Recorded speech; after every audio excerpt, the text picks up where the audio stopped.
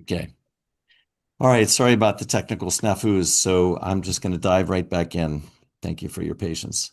So I was talking about the name in Judaism. I was talking about how it can be connected to a path that does not depend on the mythic elements that we have within Judaism, stories about Abraham, Isaac, and so forth. So it has to do with the default mode network, which is part of the brain in which I don't know if it's actual a physical part or place, but a process. Yeah, it might be in a certain frontal lobe or something. But what the default mode network is like a series of thoughts that are recurring thoughts that pretty much cycle through our minds. And, it's a process of conditioning over the course of our lifetimes. And it forms what we could call a sense of identity, sense of self. I mean, these are the thoughts that I have been having consistently, pretty much day in, day out for years. And, they change and evolve over time, but there's a pretty well-established network of what do you call them? Neural pathways, you would say. Now, what happens when you short circuit that process? That's what is, I believe, the goal of Buddhist meditation. The self is a construct of all these external parts, and if you're able to just kind of be present and see yourself as not depending on those parts, that your consciousness becomes aware of a certain that there's of is what they call emptiness, that there is no self, and uh, and that, yeah, is the entryway into what they call the Buddha mind. Now, there are corollary states in Hinduism, and I believe in Judaism as well. And what happens is when you meditate on an object of meditation, whether it's a visual representation like a Shiviti, or a sound, or the process of prayer, or these other spiritual practices we do that kind of set the default mode network, have to set it aside. And you put your thoughts, your everyday thoughts and concerns aside and focus on something else. And that has an effect.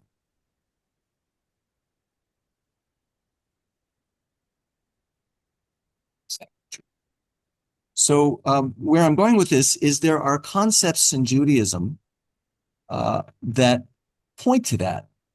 Probably, the most well-known concept is Kiddush Hashem, sanctification of God's name. Now, that typically is associated with the medieval rabbis and how they would choose to be burned at the stake rather than convert to Christianity or Catholicism. And but they were doing so for the sanctification of God's name. That's a pretty heavy thing to do, And why would you call it sanctification of God's name? There's something very mysterious about that choice, and really the attitudes that the Jewish people have had about God's name for thousands of years. The mystique, the reverence, the lore around the name. And so Kiddush Hashem is a concept that would be interesting to explore. But there are other explicitly mystical concepts that are not as well known. How many of you are familiar with the term Devekut or Devekus? No. Yeah, it means it's a sort of absorption. It literally means cleaving to God. And that's a mystical state that you find mostly in Hasidut, in Hasidic literature. But it's hard to understand what that experience is unless you've had it to some degree. It's kind of like, seeing color and trying to describe it to someone who's never seen color. It's one of those types of concepts that require a nuanced understanding. And then how about the concept Bittul hayesh? Familiar to anyone? No. Definitely not as familiar. That means literally a nullification of what is, but it more is like it's like a nullification of the sense of self, a kind of an interruption of that default mode network. And then the self actually can become, over time, translucent, and even, in some cases can just be completely just obliterated, really, literally nullified. And that's a very sublime spiritual state. That is the goal of many in spiritual seekers or practitioners in Hasidic literature. Any concepts or questions so far? Any comments or questions?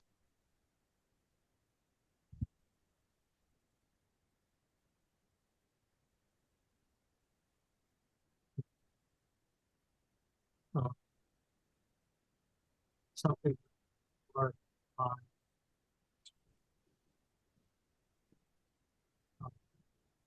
that unfortunately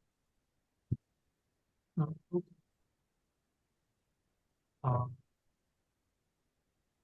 a daily Shiva practice where I talk about 16 things I want to hold my attention each day. And one of them is balancing yesh and ain, right? It's another way of talking about it, that in Jewish mysticism, there's yesh, there's being, and then there's ain, which is non-being, and or emptiness. And God is called Ein Sof, right? No ending. There is no ending. And for me, that's something that's very accessible for, I think, anyone. I can say, okay, there's yesh, here's what I am. And then there's ain, there's emptiness. You talk about Buddhism and so on. So Bittul hayesh is a very, very central part of our mystical tradition. Thank you. Yes. Any other exposure you've had to those concepts before, Vaughn? I mean, no, but I am reminded of being and nothingness and existentialism. Yeah. And the German Yang philosophy. Taoism. I mean, it's, Yeah, that's right. what struck me listening is the idea that, spirituality is in some ways a deeper core than any religion. Any religion can have spirituality. Every religious community has some people who want to be spiritual as opposed to just be members of the religion. And that's the core. And any religion has different ways of expressing it. Judaism have concepts there, but they're exactly the same as you're saying them, as I listen, as from the Tao Te Ching. I mean, it's identical. Right. And practices, different language, but really the goals and the whole structure of that practice so much the same. Absolutely. Yes. That's my experience, having been exposed to both Eastern and Western religions. Anyone online, Nelson or Abinoam, any comments, questions? Okay, forge ahead. Kadima. Okay. So it would be fascinating to study texts. This was the subject of my rabbinic thesis in rabbinical school. I don't know if you knew that. My goal was to, as Reb Zalman called it, break the Sefer barrier and read a Hasidic text in Hebrew. That's the book I chose. And this is my thesis here, under the advisement of a professor at HUC, who was the only one on campus that knew anything about Jewish mysticism. This is in Cincinnati. And it was the concept of Devekut in the writings of the Baal Shem Tov. So I've been thinking about this and reading about this for decades, really. So it would be fascinating to go on and to do text study on this subject. And I would love maybe one day the opportunity with the study group to do something, when you come back to studying Judaism, or when you go back to Eastern religions. I'd love to talk about Hinduism. and study the texts of the Bhakti saints. But here's this. There are a couple of stories in Judaism, a couple of images that that I think are relevant here. One is the story of a bird in a tree. Now, this is attributed to the Baal Shem Tov. This version I heard from Rabbi Lawrence Kushner. And he says that there was a guy who was walking along and saw a bird up in a tree, like a white bird, a dove. I mean, this literally happened to me once. And he had to get it somehow for some reason, whether it was a lost dove or something valuable or injured or something. So he had to get it. But there was no way he had the ability to reach it himself. But there were some people nearby, let's say 2 or 3 people, who they couldn't see the bird, but he got them to cooperate and form a human ladder that allowed him to get up high enough to reach the bird. None of them saw it. Now, I don't know if the story, happened that one of them, lost his patience or had a short attention span and left and they all fell. But the idea is that there's someone who's working with a group of people to achieve something that only he could see. And I think there's something archetypal about that story, something that resonates.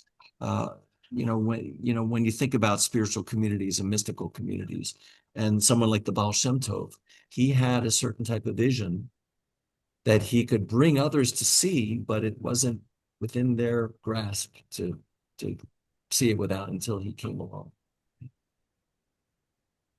There are also powerful images of Moses going up to Sinai. And pass me one of those books here. I want to show you a picture that's in here. The idea of Moses going up Mount Sinai, going up the mountain, that's definitely an archetypal image. But here's an example, and this is on page 61 in the other copy.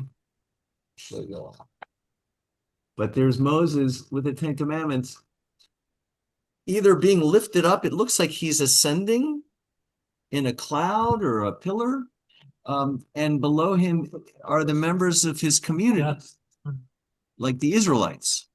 So somehow he's being lifted up by them. And there's some kind of a symbiotic relationship that occurs in that kind of dynamic. I already spoke about the lore of the high priest and the power of the name, but I didn't really give an example too much about a Shiviti and the significance of a Shiviti. Now, does anyone know what is a Shiviti? Oh, Vaughn. Well, it's the thing like behind you that it could be any work of art, I guess, that represents God's name, right? And you could focus on it. Yeah.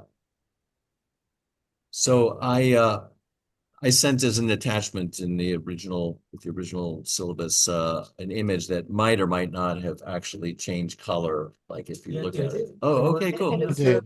Yeah. Wow, cool.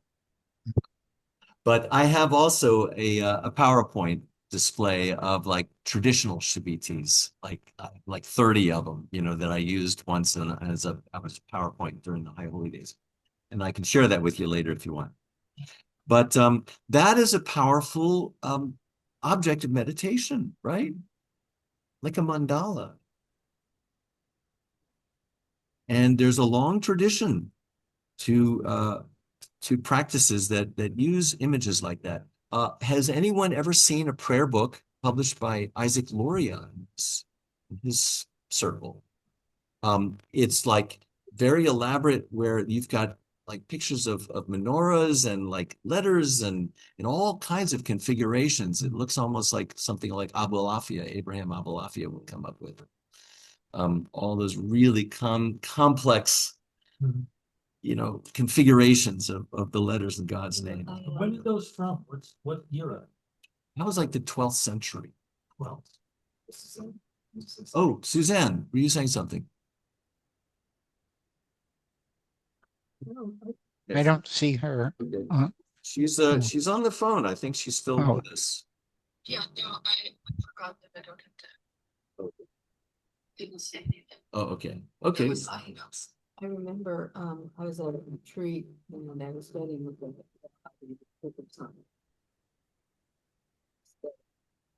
Shoshana? Yeah. He was doing. Saying the letter, Abulafia, you also have emotions.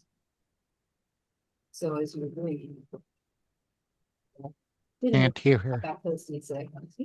Okay, here. But so they do use movement.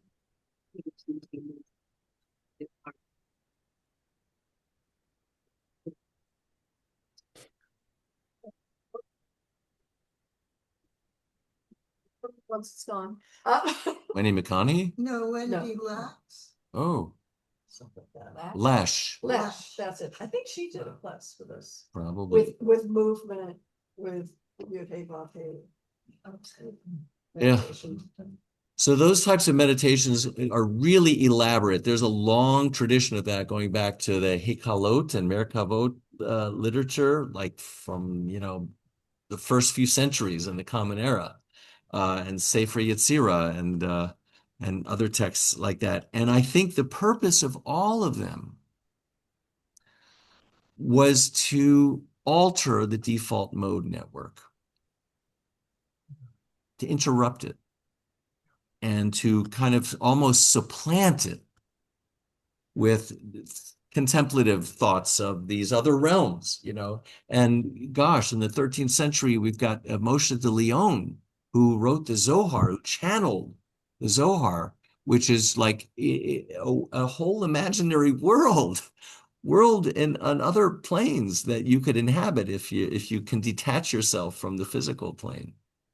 And so, centuries of mystics and Kabbalists have involved themselves in that. It's incredible. It's like they're somehow they've transmuted their consciousness to dwell in this other place. And then we have mystics like Moshe Cordevero, who's not as well known. Anyone know of Moshe Cordevero? Did he do the poetry of? Yes. Mm-hmm. Yeah. So these historical figures. I Yeah. don't know anything about it. I don't know. 5 cents. These historical figures had enormous impact on Jewish thought. Let me just go back and say something about Abraham Abulafia. I've got some books about his meditation. He represented a stream of Kabbalah known as the not the theurgic, but the ecstatic Kabbalah, which was a form of, he believed that we all had the gift of prophecy, and it was just a matter of cultivating it, and that we could become, it was also called the prophetic Kabbalah, but it also led to ecstatic states. Now that was one stream of Kabbalah. The other was the theosophic or theurgic Kabbalah of the Zohar. And in the 13th century, that became the dominant stream. And the ecstatic and prophetic stream kind of got lost. And then, what was his name? The guy who brought Jewish meditation back into the mainstream. He was, maybe 50 years ago, he's the first one who started writing books about it. He probably wrote half a dozen books about Jewish meditation. Yes.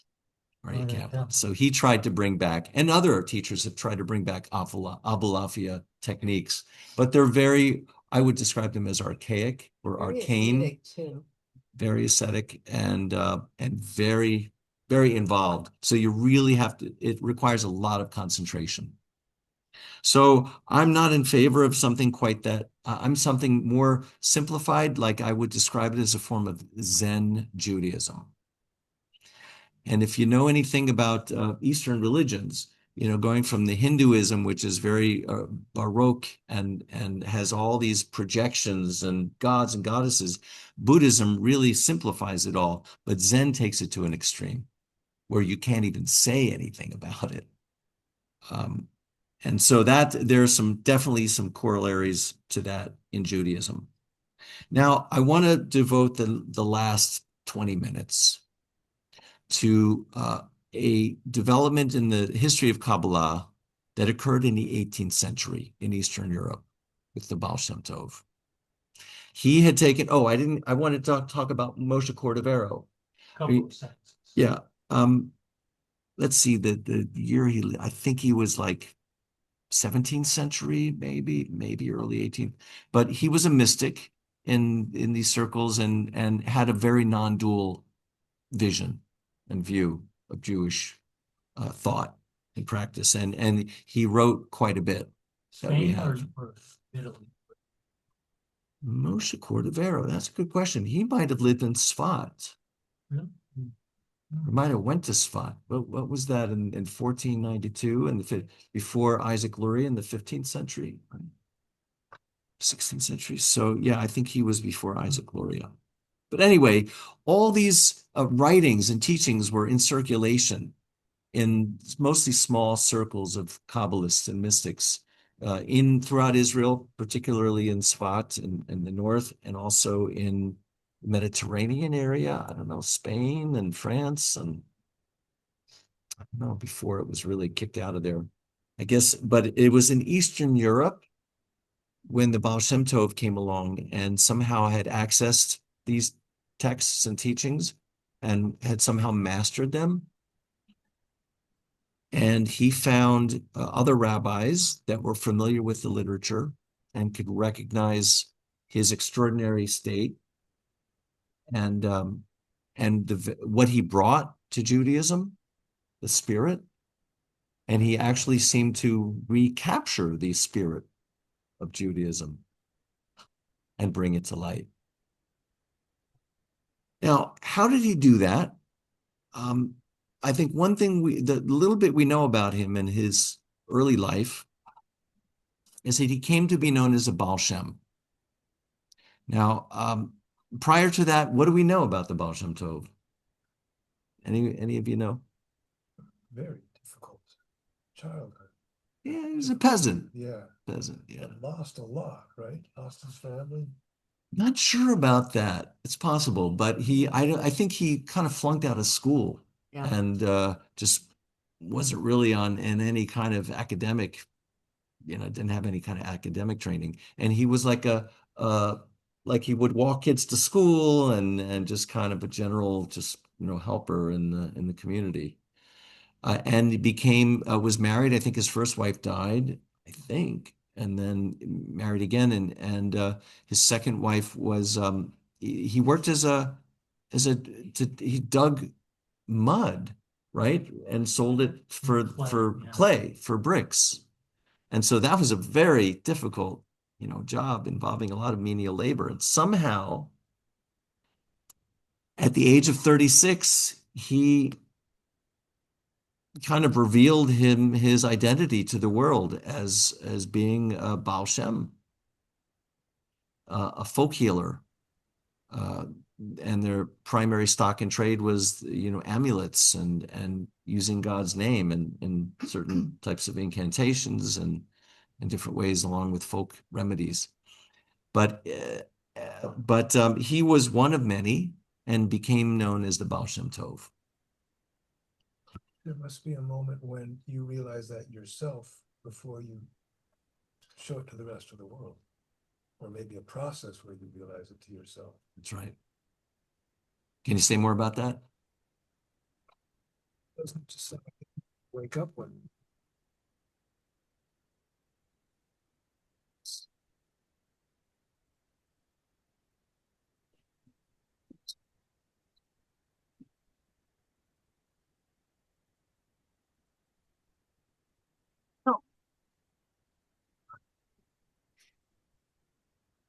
Even recognize it.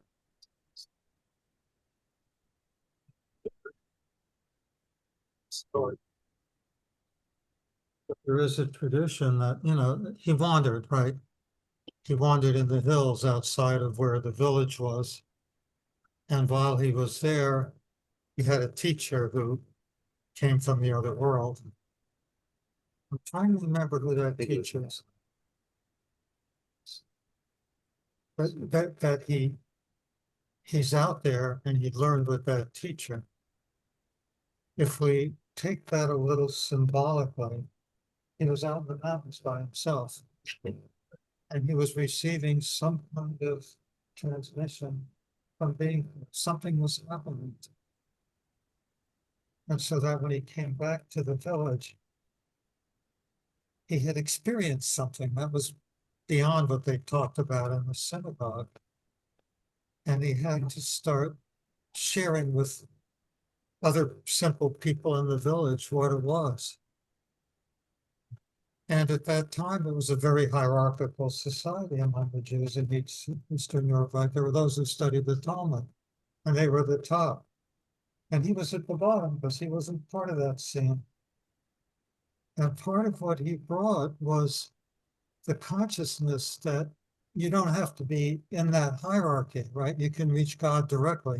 You can go up to the mountain, you can go up into the forest, you can reach God directly. And that's where he learned. There is something. Grumi and his teacher. Yes. Huh. Yeah. Mhm. The Sufi Yeah. poet.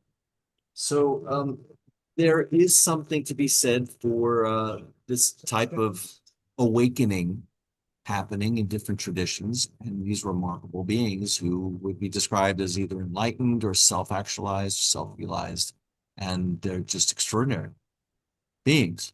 You know, think of the Buddha. You know, even in our own century lifetimes, the Dalai Lama is quite remarkable. So, let's see. Yeah. Oh no! Whoa! Something happened to our account that No point screwing Somebody around. didn't pay the bill. somebody didn't pay the bill. That's right. At the end Darn. Whose job is that? Probably yours. Well, if it cuts out, let's rejoin. I think we should be able to rejoin again at the same link, okay? All right. So I want to finish up here. I think it's possible for that kind of awakening to happen. And I think I've seen it in other people.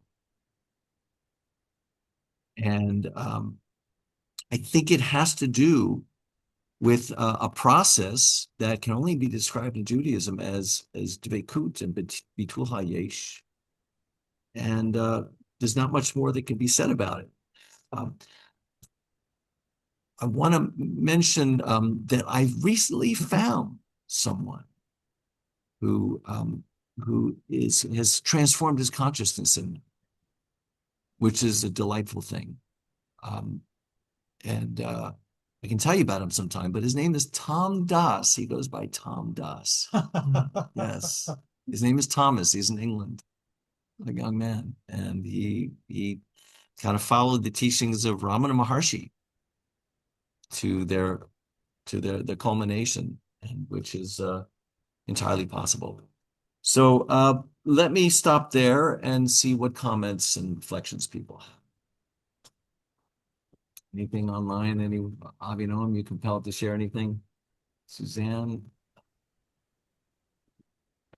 Here. Yeah, I'm struck by, if you listen to the story of the Baal Shem Tov as you've told it, and there is some part in the middle where everyone's wondering, how does he learn all this stuff? Because he does become extraordinarily knowledgeable, even to the rabbis, right? About what, and they all go, he's living up in the hills.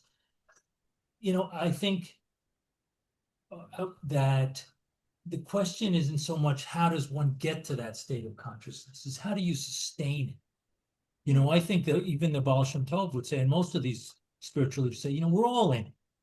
That's one of the teachings of Taoism, Zen, of all, and as you were saying before, where else can you be?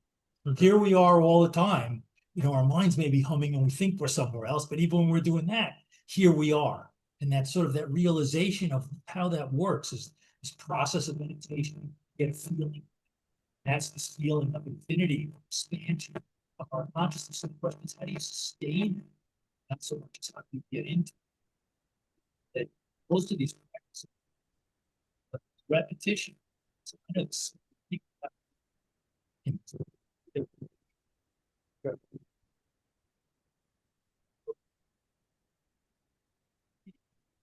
sustaining. Oh, but it's to sustain it. That's the difference. That's true. And also, and on another level, someone like Tom Dass or any of these self-realized beings would say it's actually a matter of letting go. About letting go. Letting go. And it really, it is very similar to a process of dying, ego death. And that's very hard. But there are some people who are saying, who experience it and say, oh, there's no other way to be. And they're ready and willing to let go and just be in that state. But then it's a very mysterious thing, like we're all in that state somehow in different ways. So it's a matter of changing one's perspective, and it can be gradual or sudden. So I have a comment. Oh, okay. Yeah, go for it. This idea of self-realization, which sounds familiar in so many different religions, and I hadn't really thought about it before, but it almost becomes a question of what, for example, if it happened for the Baal Shem Tov, does that make it Jewish? And if it happened to Joan of Arc or the Buddha, it's almost like, how do we build construct our sense of spiritual meaning out of the guidance and insight from these kinds of experiences that are shared by these self-realized people?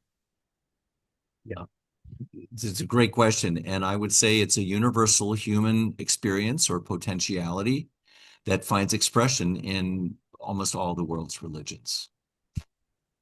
So I would think it's just similar to psychosis that is a universal, I mean, it's not a universal experience, but it occurs in different cultures, but it's expressed according to the surrounding culture.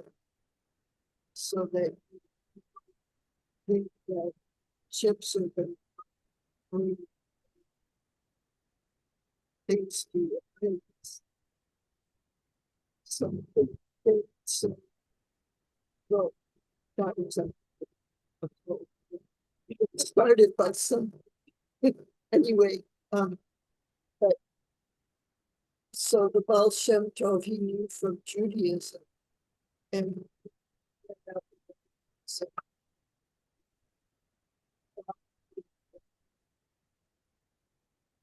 visions of teachings that he got, and Muhammad had a similar thing to happen to him, but it was in a different culture. Mm-hmm. Yeah, but you're not saying that those are they just became psychotic, and that's I'm saying it's similar in that what someone might envision would be culturally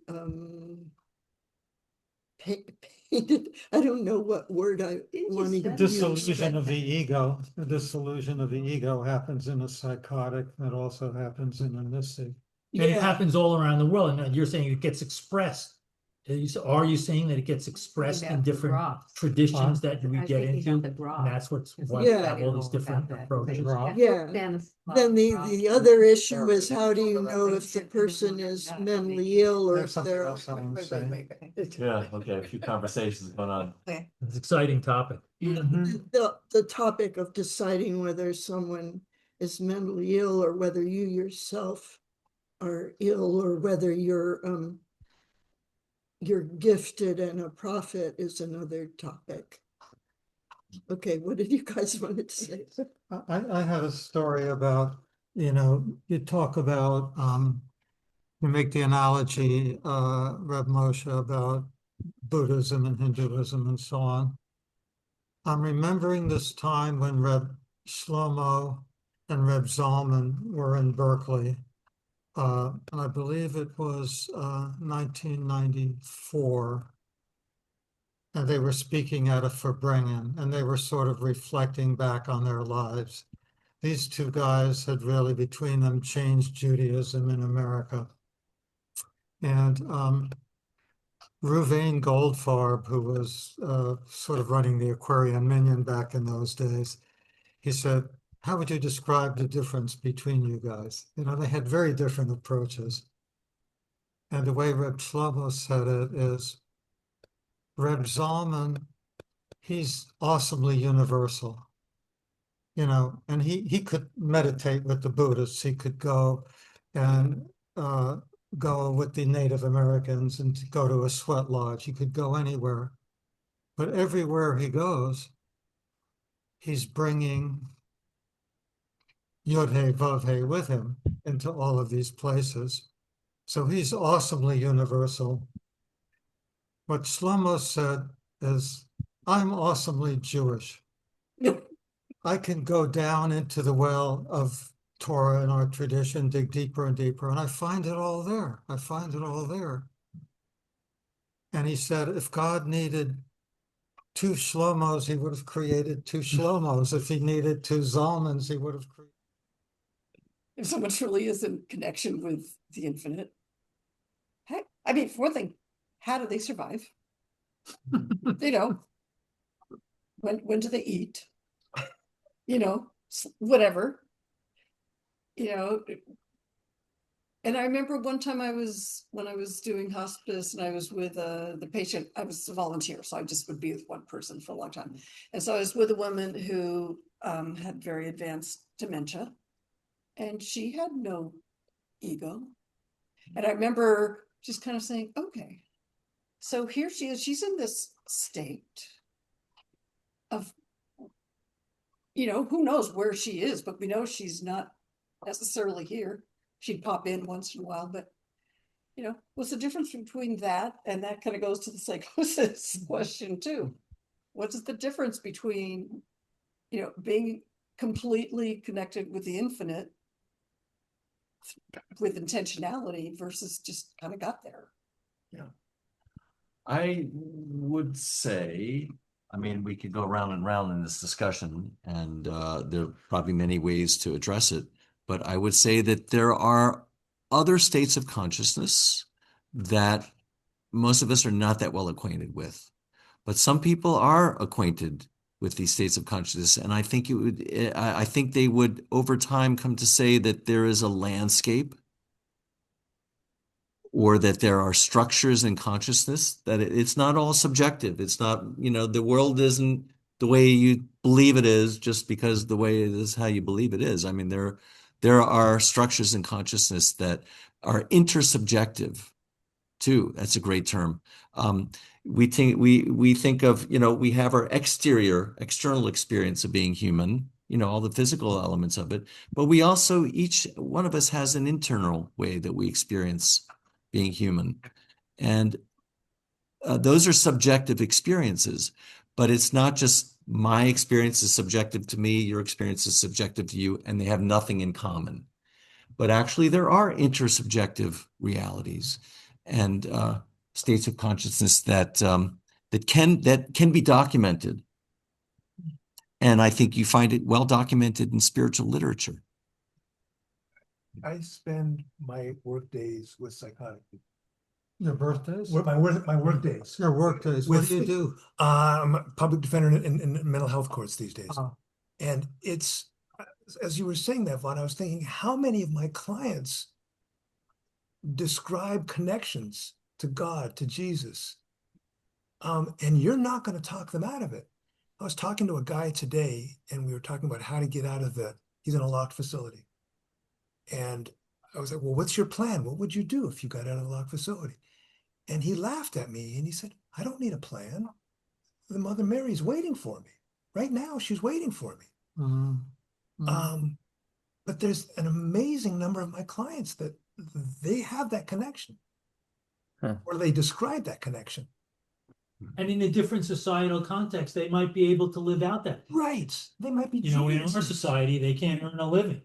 They can't take care of themselves. But if they were in a protected environment, they might be seen as the saints. Yeah, RA. Yeah, thank you.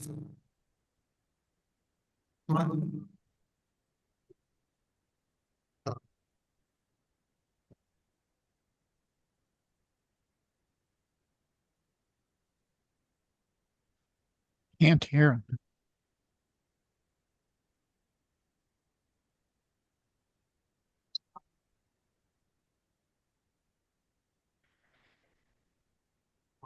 Still can't hear him.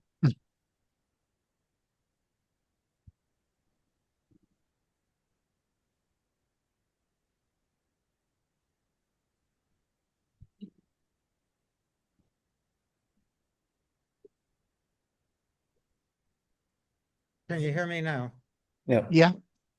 Okay, I was saying my little brother was psychotic and spoke to angels, and he could talk in a very coherent way, but he was psychotic. But you know what I'm thinking about? I'm thinking of Nadav and Avihu, the two sons of Moses. Aaron. What? Aaron. Two sons of Aaron. Yeah. I'm sorry, yeah, two sons of Aaron HaKohen. And they go into the Holy of Holies, right, to speak to God. And, in the Torah, it just says they got zapped. They were gone. And the rabbis, in talking about this, they say, what's their problem? Why did God zap them? They just wanted to go in and be holy. And I think it was in Chabad, they talk about there's two kinds of movement when you're dealing with that state of non-duality, of being with God. There's Ratzu and there's Shuv. There's a desire to be one. But then there's Shuv. You gotta know how to come back. And the problem with Nadav and Avihu is they were all Ratzu, but no Shuv. And maybe that's how you define the difference between somebody who's labeled as psychotic and somebody who's labeled as a mystic, that somehow you got to know how to come back. Or at the very least, have someone tie a rope around your leg. In case you die. Yeah. Oh, wow. Because the states are very much the same, and when you think about it, it's very much the same. That image, wasn't there, when the rabbi went into the Holy of Holies? Yeah. Wasn't there a chain around? Yeah, his- yeah, there was a rope to Oh, pull him yeah, out, yeah. yeah, in case you lost him. That's right. But And that was later. You remember I began with the story, and I'm going to end here with the story of Akiva entering the garden. There was 4 rabbis that entered the garden. Only one emerged unscathed, and it was the mystic, Rabbi Akiva. So let me conclude by saying that I think it's possible for us to create a community, primarily through this spirituality chavurah, that creates and sustains the conditions for making it possible for there to be an awakening in this community, whether it's collective or individual, whatever, but the conditions should be present for that to happen. And I believe it has happened in other communities throughout history.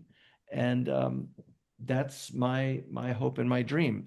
Now, if you want to see what, like a person who's let go of, his sense of ego, if you want to see how such a person functions, I highly recommend that you pay a visit to this guy on weekly. He has a Zoom meeting, and you can just hang out with him, and it costs like Wow. $12 or something. But anyway, it's just if you're curious about those kinds of states. But we'll continue next week, and I want to tie up the series and discuss how I think it's possible for us to do that in this community, and how it would make CJC a really unique community.